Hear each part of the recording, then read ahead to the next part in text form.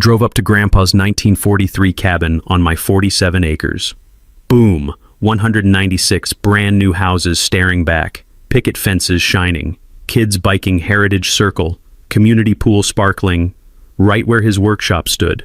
Families grilling, living the dream, on my land. Blonde HOA. Karen screeches up in white Escalade. Your shack violates every rule. Trespassing on common area. Fix it to code or we condemn it days. 30 days. My grandfather's cabin. Family owned this land 80 plus years. I had the original deed in my truck. She wants me to beg for permits. Most people? Wave that deed, lawyer up day one. Me? Smiled, kept that deed hidden, and went silent. Let her collect millions in fees. Fire violations nonstop. Act like she owned everything until the day she dragged me to court. Then I revealed Grandpa's 1943 deed. What would you do? Comment, show deed immediately or wait for court. Her face when the judge saw those papers, nuclear meltdown. Stay tuned. It's wild. My name's Ezra Whitfield. Third generation carpenter. Second generation stubborn. First generation dealing with HOA insanity that would make my grandfather roll over in his grave. Grandpa Tobias bought these 47 acres in 1943 with lumber money. Every dollar earned splitting logs and hauling timber through Tennessee mud that could swallow a mule whole. That cabin sitting in the middle of suburbia central? Every board cut and nailed by hands that knew honest work, hands that built things to last centuries, not just until the next HOA meeting. The scent of cedar shavings still clung to his workshop walls, even 5 years after his passing. Sweet sawdust mixed with motor oil and the ghost of his Lucky Strike cigarettes. Or at least, that smell used to fill the air where his workshop stood, before some urban planning genius decided a community swimming pool with a water slide belonged exactly where Grandpa kept his table saw. I inherited the whole spread after his funeral. Hadn't visited much those last few years. Construction business keeps you moving from job to job, and grief has a peculiar way of making familiar places feel too heavy to bear. Should have checked on the place sooner. Property taxes seemed suspiciously low for years, but hell, who questions good luck when you're barely keeping your business afloat? That first morning back hit like a slap from reality's cold hand. Coffee on the porch used to mean listening to woodpeckers drumming against oak bark and watching the mist rise off the creek like nature's own morning prayer. Now it meant watching suburban kids splash in chlorinated water where I used to catch lightning bugs in mason jars. The sound changed everything. Instead of wind through pine needles, I heard the mechanical hum of central air conditioning units. Instead of deer moving through underbrush like whispered secrets, lawnmowers buzzed with the regularity of suburban heartbeats. Even the air smelled different. Less wild honeysuckle, more chemical lawn treatments and backyard barbecue smoke. Then came the white Escalade, rolling up my gravel driveway like a tank approaching enemy territory.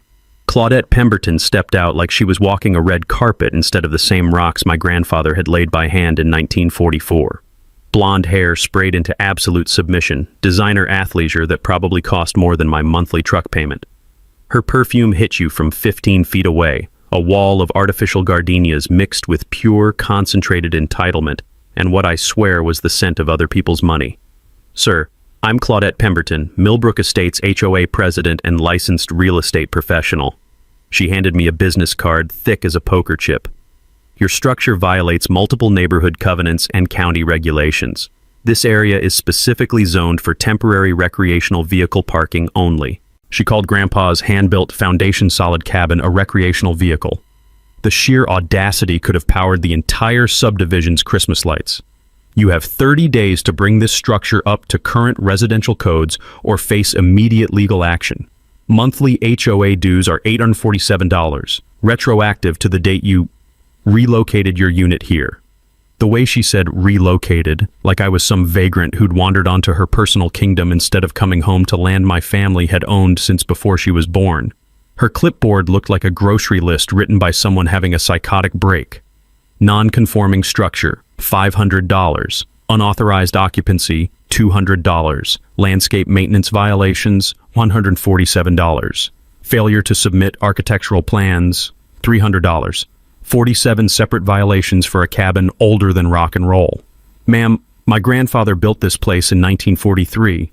My family's owned this land for 80 years running. She flashed a shark smile, all teeth, no warmth. the kind real estate agents practice in mirrors.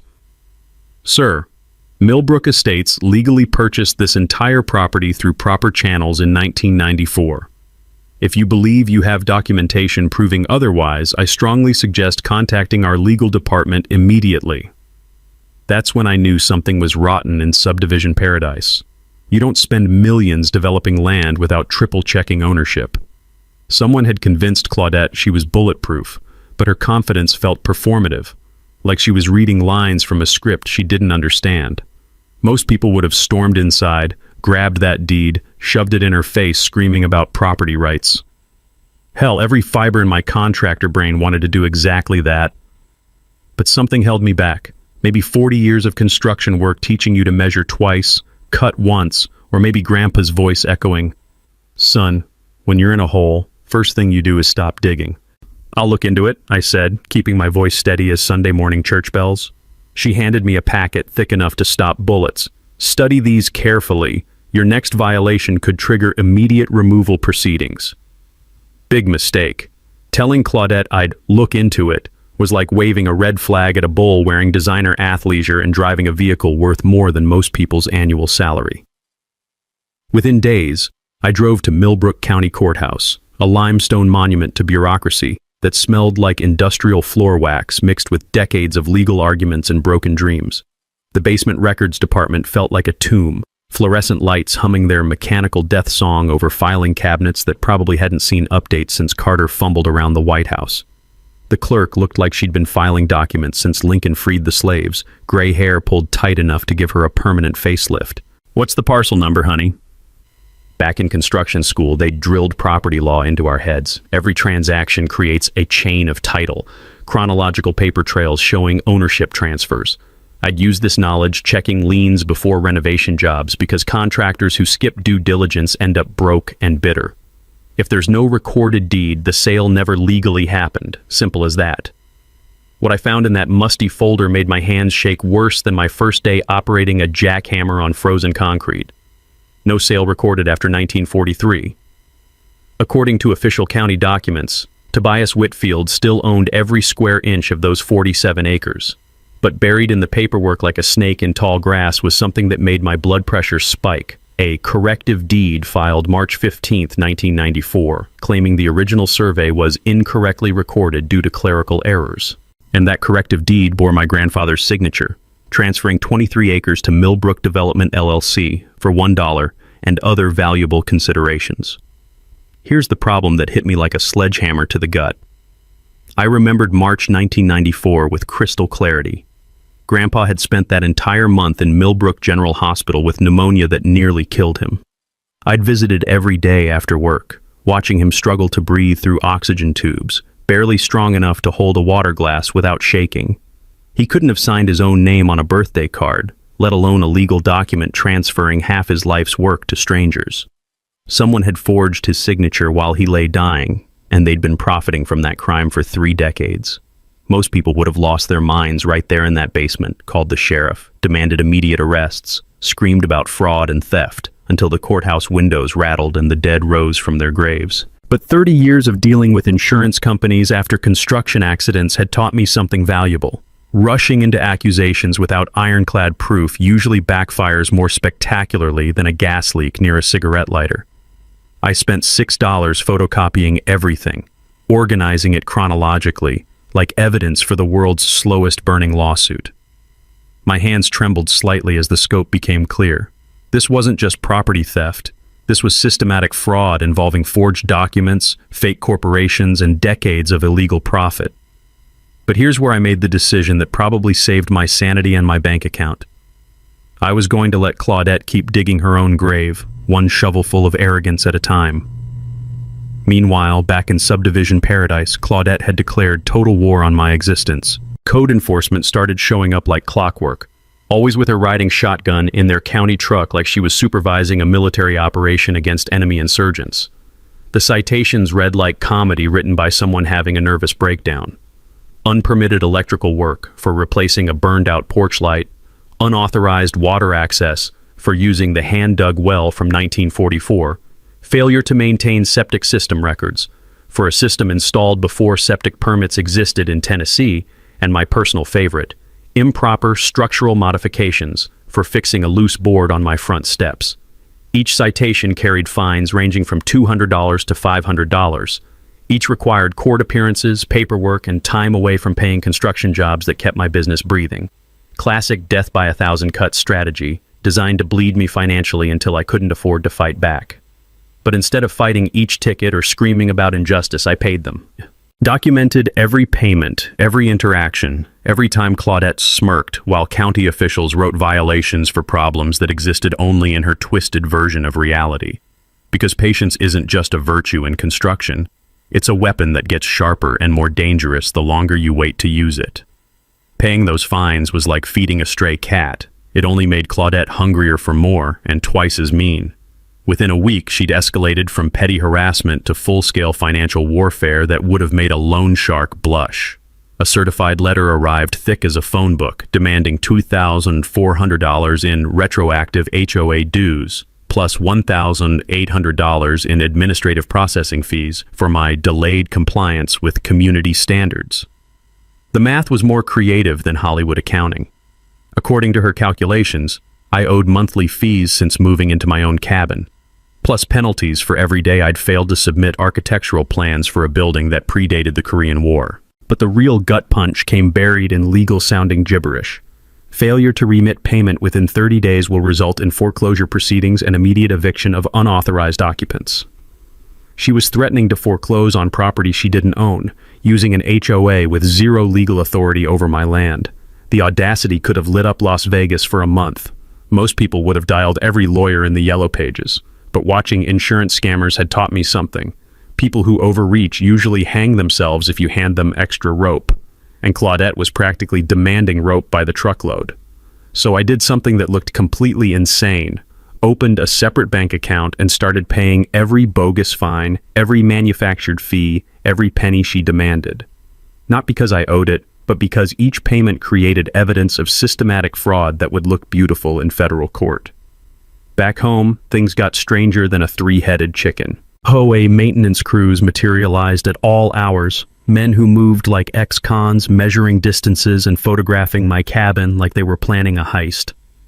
The sweet morning smell of honeysuckle got replaced by diesel fumes as trucks idled outside my property, drivers chain-smoking and staring like vultures waiting for roadkill. Then came the utility accidents. Internet cut during routine maintenance that somehow only affected my connection. Water pressure dropped to a dribble when they cleaned main lines, but mysteriously restored itself after I called the company. Even my mail got suspended due to driveway accessibility concerns. Apparently my gravel road that had handled mail delivery since 1943 suddenly became too dangerous for postal workers. The harassment campaign hit its peak on a Tuesday that started normal and went sideways faster than a greased pig at a county fair. I was replacing rotted deck boards when Claudette's Escalade rolled up, followed by 3 dark sedans that screamed government contract. Serious-looking people in dark suits emerged carrying clipboards and equipment, spreading across my property like a SWAT team executing a drug raid. The lead surveyor looked like he survived on cigarettes and black coffee, all sharp angles and nervous energy. He started driving stakes into my yard while his team stretched measuring tapes between oak trees that had been standing since before Tennessee joined the Union. "Mr. Whitfield," Claudette called out, voice dripping false sympathy thick as molasses. "We're conducting comprehensive property assessment for community acquisition purposes." Community acquisition. Fancy words for legal theft using eminent domain. "Ma'am, this is private property. You're trespassing," I said, keeping my voice steady despite wanting to grab that surveyor's equipment and launch it toward Kentucky. Claudette's smile could have frozen hellfire. "Actually, we have county authorization. Court order signed yesterday." She handed me papers that looked official enough to fool most people. Embossed seals, fancy letterhead, the whole 9 yards. I read every word twice, my anger building like steam in a pressure cooker. The document claimed my cabin sat partially on disputed common area requiring resolution through community purchase at assessed fair market value. It authorized survey work to determine appropriate compensation for voluntary or involuntary acquisition. Translation: steal my land legally using forged papers and corrupt officials. But here's what made my contractor instincts tingle like spider sense. The paper felt wrong, too new, too clean. Real court documents get handled by dozens of people, accumulate coffee stains and fingerprints. This looked fresh from someone's laser printer, still warm from the toner cartridge. Most homeowners would have lost their minds, called lawyers, maybe physically confronted the trespassers violating sacred family ground. But 40 years dealing with crooked contractors taught me the golden rule. Let them finish their crooked work, then use their own documentation to bury them 6 feet under legal consequences. So I grabbed my camera and started documenting everything. Every stake, every measurement, every conversation between Claudette and her team of professional land thieves. Because those court papers were faker than a $3 bill, and I was collecting evidence to prove it. Sometimes the best trap is the one your enemy builds themselves, thinking they're untouchable while digging their own grave one lie at a time. That fake court order was Claudette's biggest mistake yet, but she didn't know it. Instead of backing off after her survey theater, she doubled down harder than a drunk gambler betting the farm on a busted flush. 2 days later, my mailbox got accidentally destroyed during emergency pothole repair.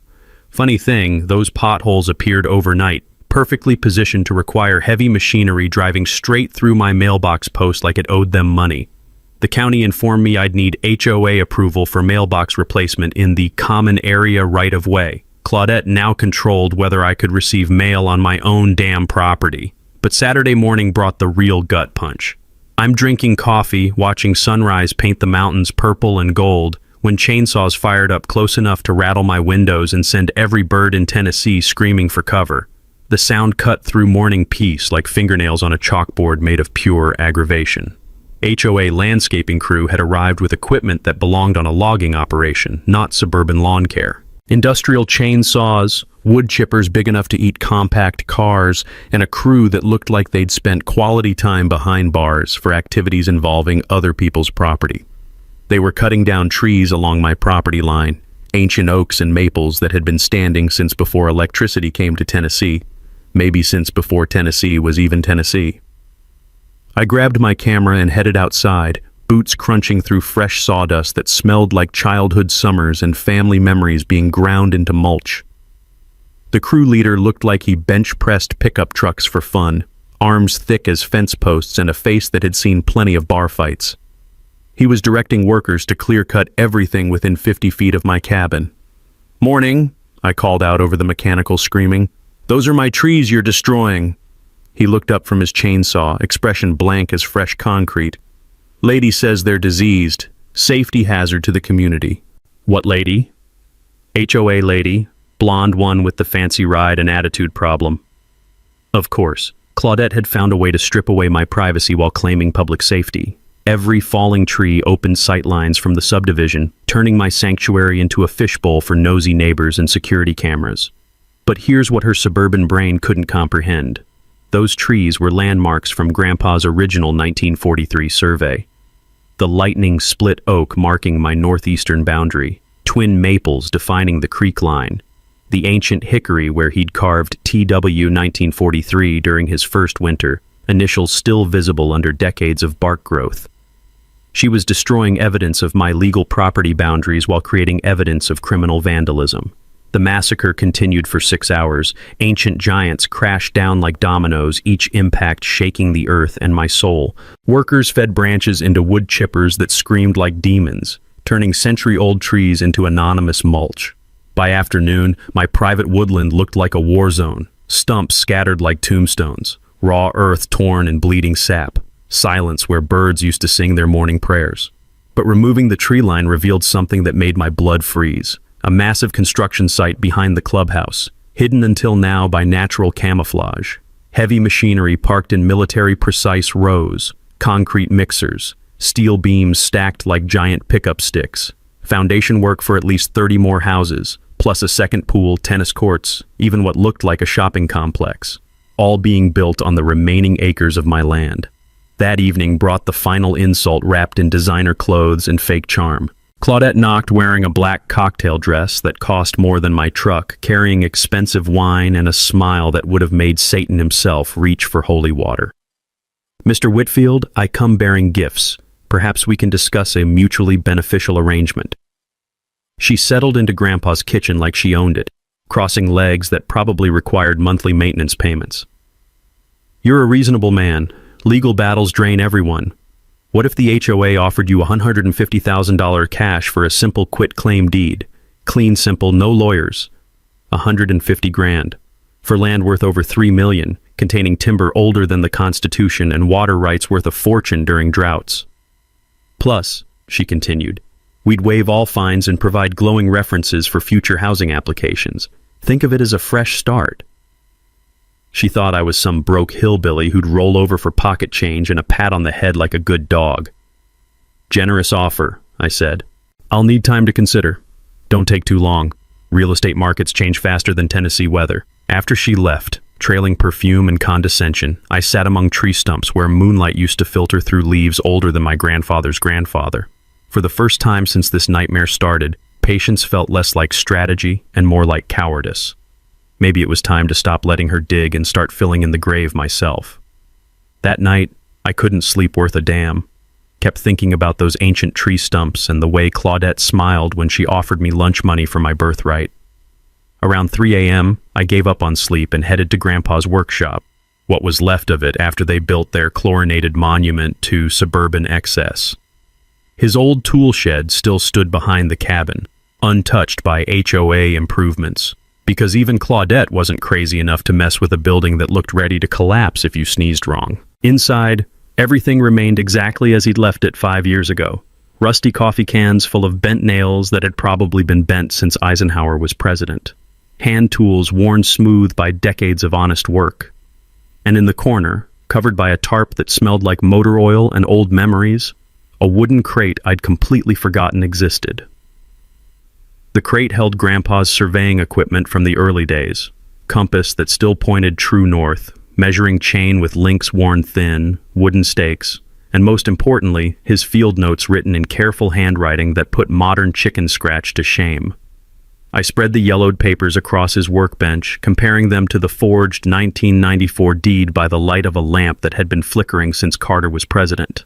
The contrast hit me like a sledgehammer to the skull.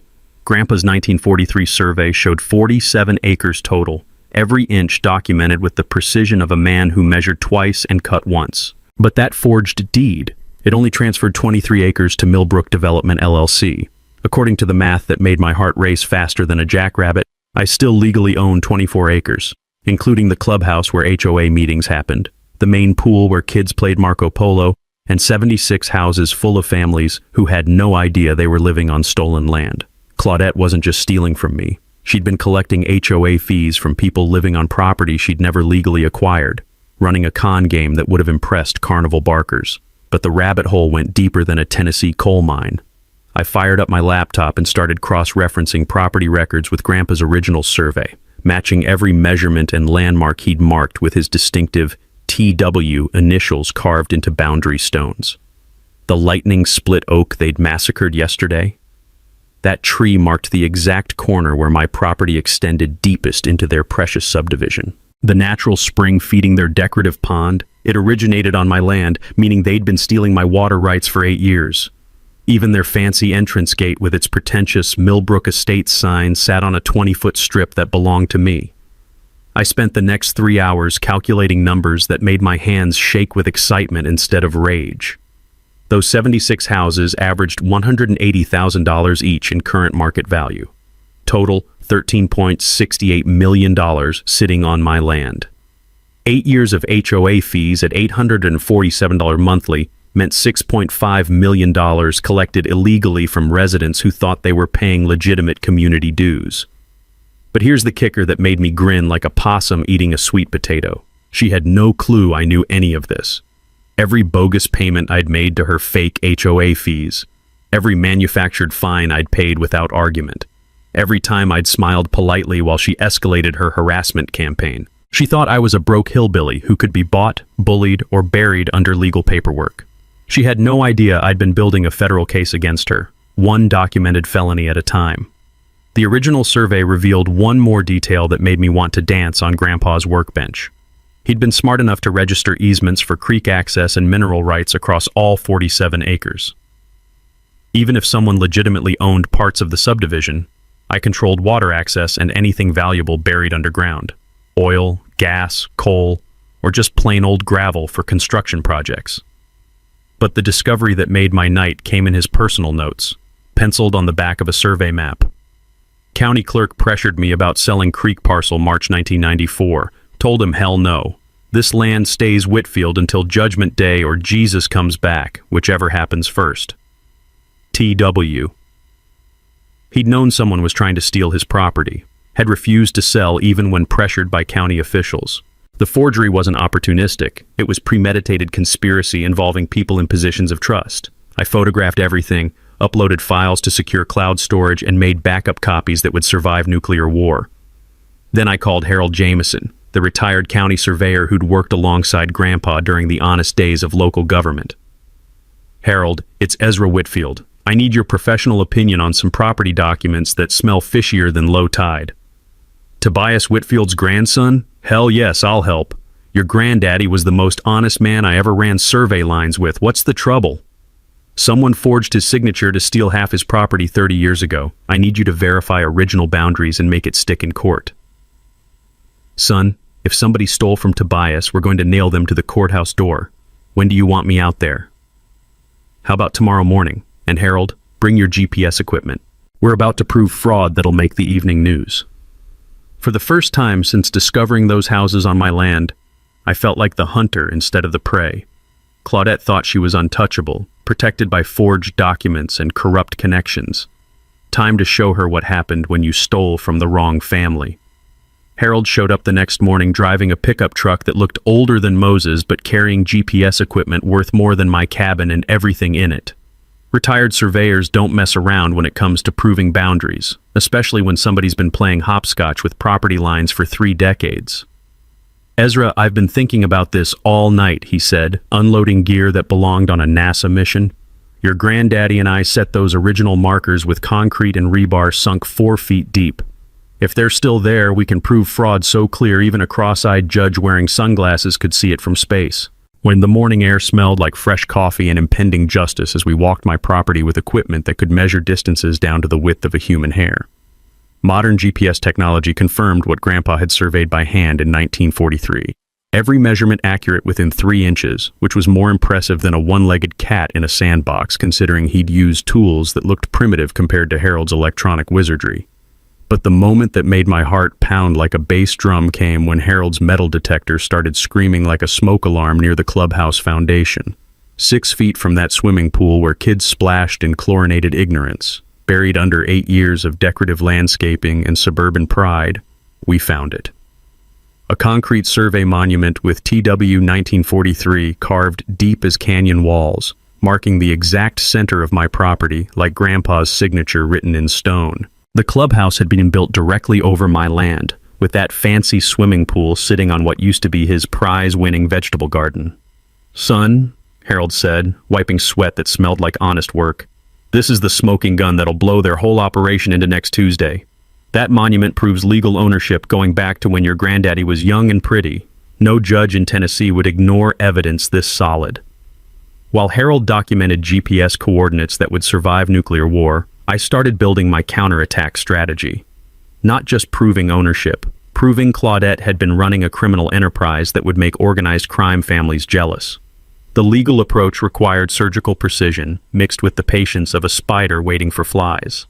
I'd learned that filing a quiet title action would force everyone claiming ownership to prove their legal right in court, like making every poker player show their cards at gunpoint. Representing myself meant saving $50,000 in attorney fees while controlling every move in a chess game where Claudette didn't even know she was playing. Small-town courthouses have free legal research computers, and knowledge becomes pure power when you can't afford lawyers but have unlimited time for homework. I spent 3 days studying Tennessee property law until I could recite statutes backwards while juggling flaming torches. The timing had to be perfect as a Swiss watch. I scheduled the lawsuit filing for 24 hours before the annual HOA meeting, ensuring it would become public record just as residents gathered to discuss community business. Nothing spreads faster in a subdivision than rumors about property ownership problems, except maybe gossip about who's been playing around with association finances. Harold agreed to bring his GPS equipment to the meeting for a live demonstration that would turn that clubhouse into a courtroom with evidence so overwhelming that even Claudette's biggest supporters would have to face reality like a cold shower on Christmas morning. But the visual demonstration needed impact that would hit people between the eyes. We planned to locate and expose original boundary stones Grandpa had set in concrete deep enough to survive ice ages. Modern metal detectors could find them even after decades of landscaping designed to hide inconvenient truths. People believe what they can see and touch, Harold explained while calibrating equipment that beeped in word like R2-D2's cousin. Show them an 80-year-old survey marker with your grandfather's initials carved by his own hands, and they'll understand this ain't about legal technicalities. It's about right and wrong, period. Meanwhile, I started recruiting allies who'd shown backbone during Claudette's reign of suburban terror. Betty Calvin, the retired accountant whose questions about HOA finances made Claudette sweat like a sinner in church. Marcus Rodriguez, the contractor whose sharp eyes had spotted construction shortcuts that would make building inspectors faint. Jennifer Walsh, the mother whose environmental concerns about water quality showed she actually gave a damn about community welfare. These weren't enemies. They were neighbors who deserved to know they'd been living in a subdivision built on stolen land and managed by someone collecting fees for property she owned like I owned the Brooklyn Bridge. Betty brought financial records showing $89,000 in unexplained legal expenses with no documentation of actual legal services. Marcus had photos proving the original construction violated building codes that should have triggered red flags for anyone paying attention. Jennifer had water test results showing contamination that suggested corner cutting during initial development. Each ally brought pieces of a puzzle that revealed systematic corruption going back years. The financial calculations made my head spin like a carnival ride. 8 years of illegal fee collection, property destruction from unnecessary tree cutting, lost rental income from land occupied without permission. Conservative estimate hit $8.2 million in damages before punitive awards that juries love slapping on criminals who think they're smarter than everyone else.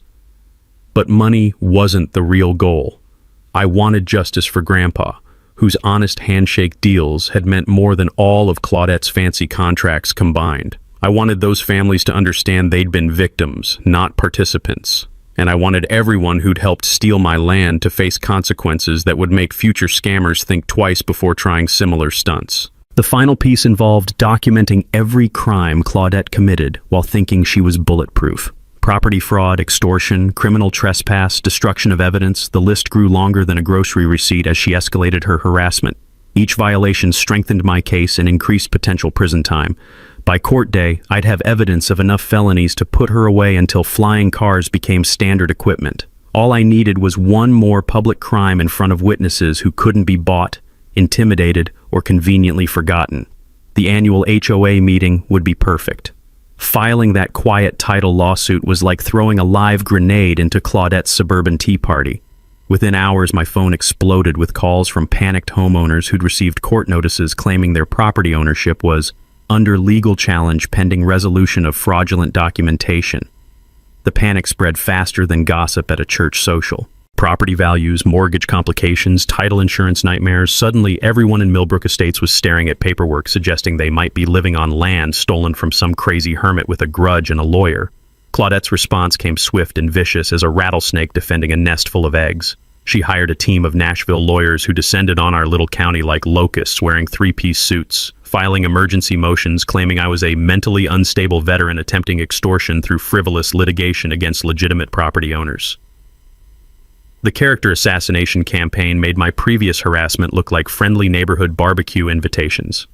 Anonymous flyers appeared on every windshield in the subdivision, featuring my photo next to text claiming I was dangerous and had made credible threats against families with children. Complete lies, but effective enough to make soccer moms clutch their purses and cross streets when they saw me coming. But Claudette's genius move came disguised as community protection. She organized an emergency safety committee with authority to hire armed security for neighborhood protection during ongoing legal threats. Translation: professional surveillance of my every breath, funded by HOA dues from people who had no idea they were bankrolling my personal persecution. Within 48 hours, guards were stationed at the subdivision entrance like military checkpoints, screening everyone who visited my cabin. Mail delivery required security verification. Pizza drivers got interrogated like they were smuggling weapons instead of pepperoni. Even my nephew dropping off lumber for porch repairs faced a background check and 20 questions about his relationship with the occupant. The psychological warfare was designed to crush me financially and emotionally. Every trip to town meant running gauntlets of hostile stares and whispered conversations that followed me like bad cologne. The smell of fear and suspicion hung in the air thicker than humidity in August. But the real knife twist came when Claudette weaponized my business reputation. She contacted every construction client I'd ever worked for, spreading safety concerns about hiring someone involved in violent property disputes with documented mental health issues. 3 major renovation contracts vanished within a week, $30,000 in lost income, exactly when legal expenses were bleeding my savings drier than a creek in drought season. The timing wasn't coincidental. She was systematically destroying my ability to fund the lawsuit while positioning herself as a concerned citizen protecting innocent families from a dangerous lunatic. Meanwhile, I documented everything with the obsession of a man whose life depended on evidence. Photos of guards hassling my visitors, recordings of threatening calls from concerned residents who all seemed to share identical talking points and suspiciously similar vocabulary. Each desperate move strengthened my federal case like adding logs to a fire. The harassment escalated when county code enforcement became her personal attack dogs, showing up daily with violations that would have made comedy writers weep with joy. Unauthorized outdoor storage for keeping firewood beside my cabin. Improper composting procedures for doing exactly what Grandpa had done for 50 years. Structural modifications without permits for replacing a porch board that had been squeaking since disco was popular. But the mini twist that changed everything came during what should have been a routine inspection.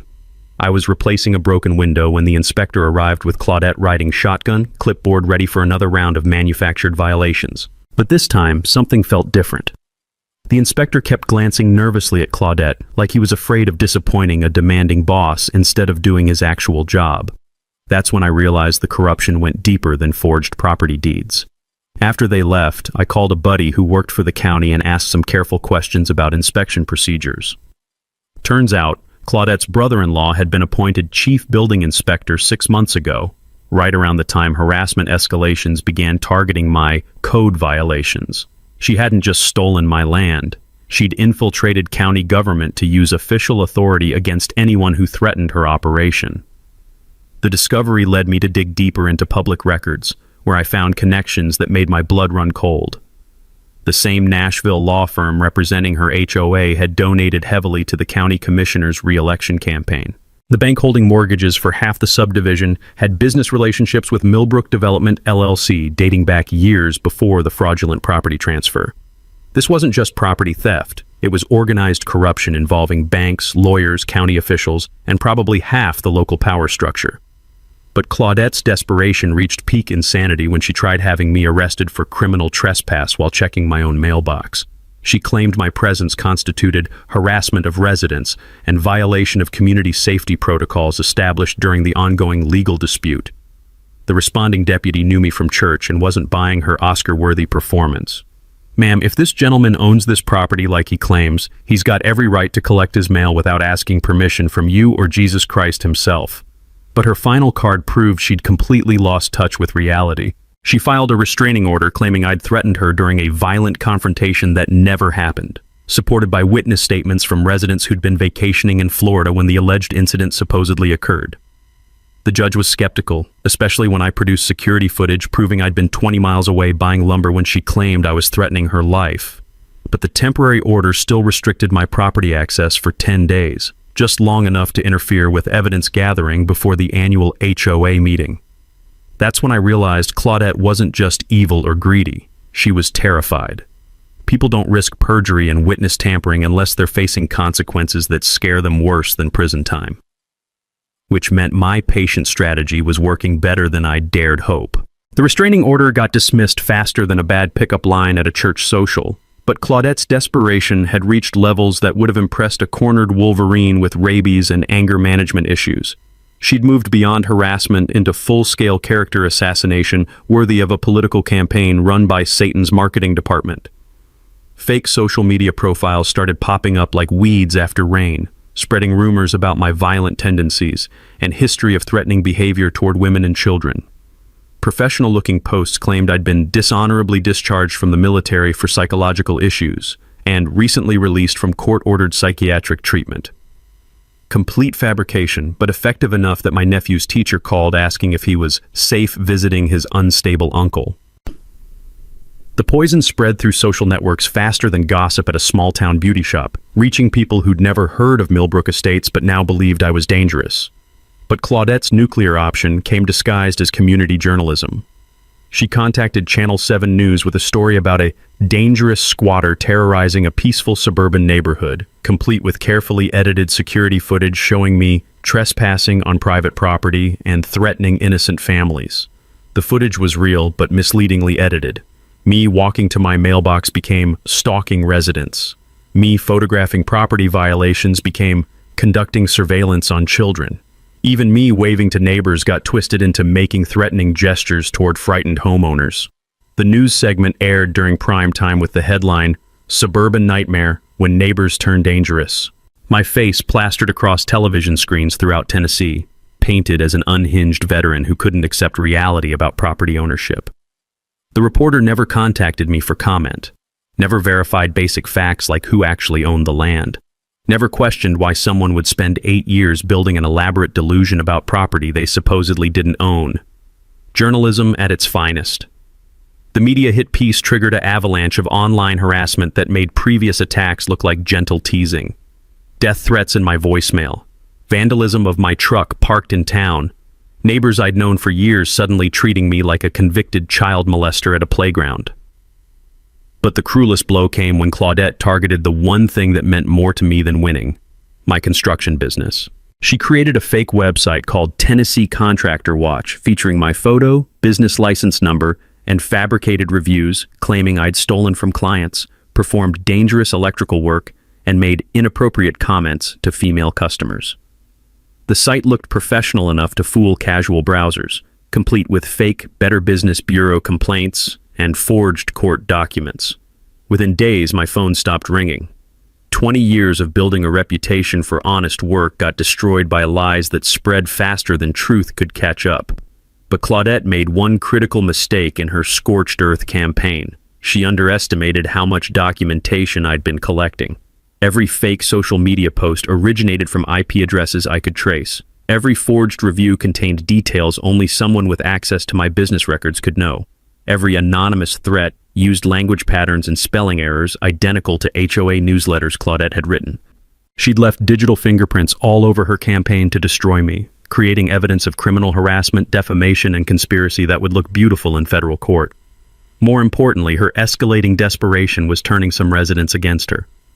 Betty Calvin started questioning why the HOA was spending so much money attacking one man instead of maintaining community property. Marcus Rodriguez noticed that Claudette's security guards were trespassing on his property too, photographing his garage workshop without permission. Even Jennifer Walsh, despite her concerns about dangerous neighbors, began asking uncomfortable questions about where HOA funds were actually going during this extended legal battle. The cracks in Claudette's support system were widening like fault lines before an earthquake, but her final desperate gambit nearly broke my resolve. She hired a private investigator to dig up dirt from my past, searching for anything that could justify her claims about dangerous behavior. When legitimate investigation found nothing useful, she commissioned fabricated evidence. Fake police reports claiming I'd been arrested for domestic violence. Forged medical records suggesting psychiatric treatment for violent tendencies. Even doctored military service records indicating dishonorable discharge for assaulting superior officers. The documents looked authentic enough to fool casual inspection, complete with official letterheads and realistic case numbers. Only detailed forensic analysis would reveal they were sophisticated forgeries created by someone with serious criminal connections. But fabricating government documents is federal crime territory, punishable by decades in prison. Claudette had crossed lines that would interest agencies with 3-letter acronyms and unlimited budgets for prosecuting document fraud. The night before the annual HOA meeting, I sat on Grandpa's porch, staring at the stumps where ancient trees used to filter moonlight, thinking about everything Claudette had done to destroy my life for the crime of existing on my own land. She'd stolen my property, harassed my family, destroyed my business, and tried to turn an entire community against me, using lies sophisticated enough to impress professional con artists. She'd committed enough felonies to earn life sentences in states with aggressive prosecution policies. But tomorrow, in front of 150 neighbors who'd been living on stolen land while funding her criminal enterprise with their HOA dues, I was going to end this war using the one weapon she couldn't forge, fabricate, or steal: the truth, backed by 80 years of honest documentation and modern technology that would prove every lie she'd built her kingdom on. Some battles are won with lawyers and lawsuits. Others require patience, preparation, and the perfect moment to reveal that your enemy has been digging their own grave while thinking they were building monuments to their cleverness. Tomorrow would be Monument Day. The Millbrook Estates annual HOA meeting was scheduled for 7 p.m. in the clubhouse that sat on my grandfather's stolen land. By 6:30, cars lined Heritage Circle like mourners at a funeral, which was fitting considering we were about to bury Claudette's criminal empire. I arrived early with Harold and his GPS equipment, plus 3 boxes of evidence that represented months of careful documentation. Betty Calvin waved from across the parking lot. Marcus Rodriguez nodded grimly as he carried a folder of construction violation photos, and even Jennifer Walsh offered a nervous smile despite everything Claudette had said about my dangerous character. The clubhouse hummed with nervous energy thick enough to cut with a chainsaw. Folding chairs arranged in perfect rows faced a podium where Claudette would make her final stand. Coffee percolated in the corner, mixing with the scent of anxiety and vanilla air freshener that couldn't quite mask the smell of impending doom. Claudette entered like a queen arriving at her coronation, wearing a powder blue suit that probably cost more than my monthly mortgage and carrying herself with the confidence of someone who believed her own lies. She'd brought reinforcements, 3 lawyers in matching dark suits, a court reporter to document harassment, and even a uniformed security guard who looked like he bench-pressed Volkswagens for fun. "Ladies and gentlemen," she began, voice dripping false authority. "Before we address routine community business, we must discuss the ongoing security threat posed by an individual who refuses to respect legal property boundaries and community standards." She clicked through a PowerPoint presentation titled "Protecting Our Investment, Dealing with Dangerous Neighbors." Slides showed my photo next to fabricated police reports, fake psychiatric evaluations, and doctored news articles about property disputes turned violent. The performance was worthy of an Oscar for Best Lies in a Supporting Role. "This individual has filed frivolous lawsuits claiming ownership of our entire community," she continued, "despite clear documentation proving legitimate purchase and development of this property through proper legal channels." That's when I stood up. "Ma'am, I'd like to address those claims using actual evidence instead of fabricated documents." The room went silent as a tomb. Claudette's face shifted from confident to cautious faster than summer weather in Tennessee. "Sir, you're not a member in good standing of this HOA. I must ask you to leave immediately or face arrest for trespassing." "Actually," Harold said, rising with the authority of someone who'd been surveying property since before most residents were born, "this young man owns the land this building sits on. I can prove it." Harold fired up his GPS equipment while I opened the first box of evidence: the original 1943 survey, Grandpa's field notes, and the forged 1994 deed that had started this whole criminal enterprise. "Ladies and gentlemen, my name is Harold Jameson.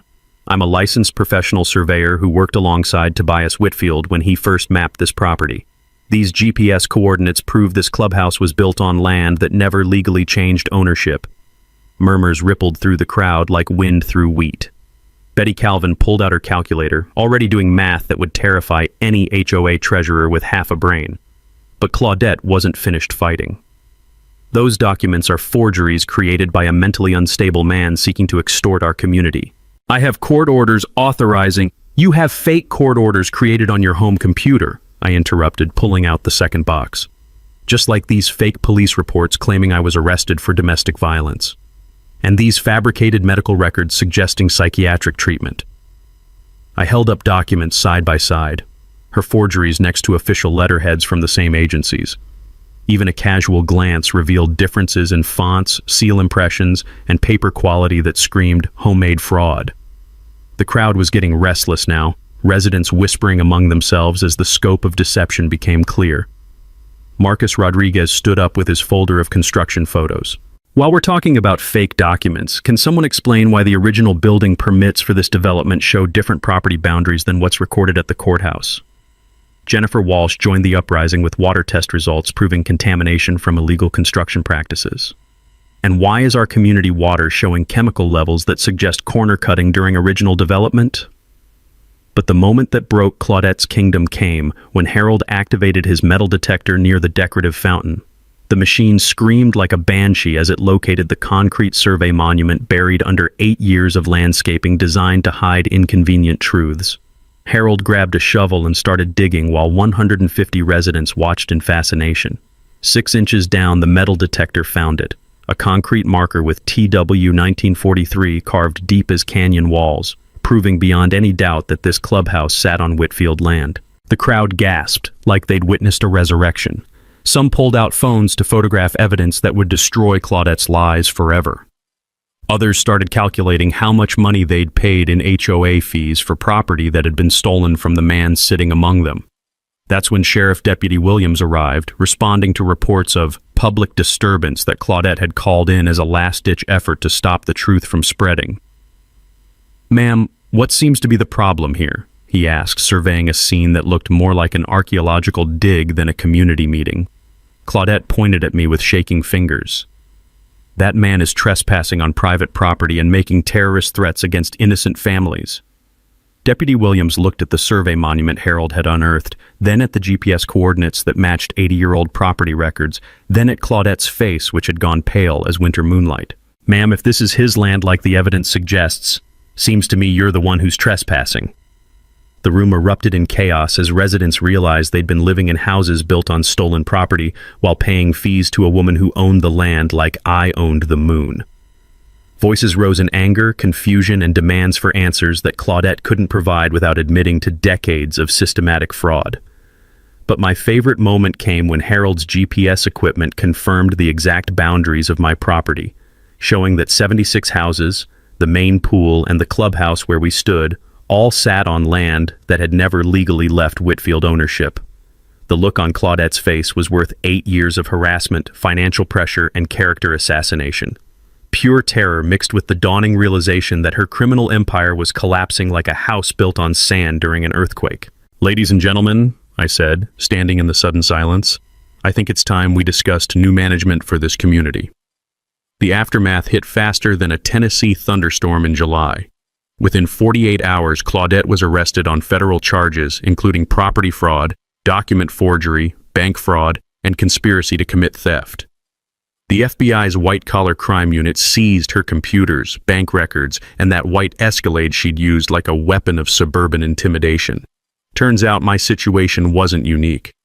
Agents discovered she'd been running similar scams across 3 counties, using forged documents to steal portions of family properties and develop them without legal ownership. My case just happened to be the largest and most thoroughly documented. The legal resolution came surprisingly fast once federal prosecutors got involved. Rather than face decades in prison, Claudette's lawyers negotiated a plea deal that returned all stolen property and required full financial restitution to affected families. But I wasn't interested in destroying innocent homeowners who'd bought houses in good faith. These were my neighbors, people who'd been victims of the same fraud that targeted my family. Instead of evicting families from homes they'd purchased legitimately, I worked with county officials to create a solution that protected everyone except the criminals who'd orchestrated the theft. The 76 houses built on my land were sold to their current residents at fair market prices, with proceeds covering legal costs and restitution for 8 years of financial harassment. The remaining 24 acres reverted to Whitfield ownership, including the clubhouse and main recreation areas. But the real satisfaction came from what we built afterward. Using settlement money from Claudette's criminal enterprise, I established the Tobias Whitfield Community Trust, a scholarship fund for local students pursuing trade careers in construction, surveying, and honest professions that build things instead of tearing them down. The trust also funded restoration of the natural spring area as a community park, complete with hiking trails and educational signs about local history. Grandpa's workshop site became a monument to honest craftsmanship, with tools and photos displaying the difference between building something to last and building something to profit. More importantly, The whole experience taught me something about the power of community when people stand together against corruption and lies. Betty Calvin became the new HOA treasurer, implementing transparent financial policies that would prevent future fraud. Marcus Rodriguez started a community improvement committee focused on legitimate maintenance instead of harassment campaigns. Jennifer Walsh organized environmental monitoring to ensure water quality and responsible development practices. Even Harold Jameson joined our efforts, teaching property law basics at monthly seminars that helped residents understand their rights and recognize potential scams before criminals could exploit them. My construction business not only recovered but expanded significantly as word spread about my patience, integrity, and willingness to fight corruption no matter how long it took. Apparently, customers appreciate contractors who stand up for what's right even when it costs them personally. The broader impact reached beyond our little community. Tennessee legislature passed new laws requiring stricter verification of property transfers and mandatory audits for HOA financial records. Other states began investigating similar fraud patterns, leading to prosecutions that recovered millions in stolen property. Our story became a case study in law schools, teaching future attorneys how systematic documentation and patient investigation can overcome sophisticated criminal enterprises built on forged papers and corrupt connections. But the personal transformation meant more than any legal victory or financial settlement. From the isolated hermit avoiding conflict, I'd become someone who understood the importance of standing up for truth, even when it seems impossible to win. Grandpa's cabin transformed from a retreat into a gathering place where neighbors discussed real problems and worked toward honest solutions. The land stayed Whitfield property for another generation, but now it served the community instead of enriching criminals who mistook theft for legitimate business practices. Every morning I still drink coffee on the porch where Grandpa taught me to whittle and appreciate the value of things built to last. But now I'm surrounded by friends instead of enemies, honest neighbors instead of con artists, and the sweet satisfaction of justice served at exactly the right temperature. Sometimes the best revenge isn't immediate retaliation. Sometimes it's letting criminals dig their own graves while you collect evidence that will bury them permanently. Justice might take longer than anger, but it tastes better and lasts forever. You know, it's a situation with that Fortis and the $847 monthly fee. It makes you think about how this thing actually works. Claudia spent ages believing her own performance. The fancy legal language, the emergency meetings, on the violation notice. She was so convinced that volume and authority were the same thing. But when Harold brought out that metal detector at the HOA meetings and found that concrete marker with TW9043 cabin to it, that's when everything she's built just collapsed. The thing is, most people would explore on day one. Lawyers, matrix, turn it into exactly the kind of emotional mess that HOA board know how to handle. But instead, he just wait, document everything, let her keep adding to pile up evidence against herself. Sometimes I wonder how many other situations like this are happening right now. People getting steamrolled by board that mistakes paperwork for actual authority. Have you dealt with something similar in your neighborhood? Maybe not for this, but that same kind of overreach where someone drunk on a little bit of power. If this story hit home for you, or if you know someone dealing with HOA problems, share it around. Stick with us here at the HOA Lab, because unfortunately, if the story isn't exactly unique, the situations have a way of working themselves out when people know what they are actually dealing with.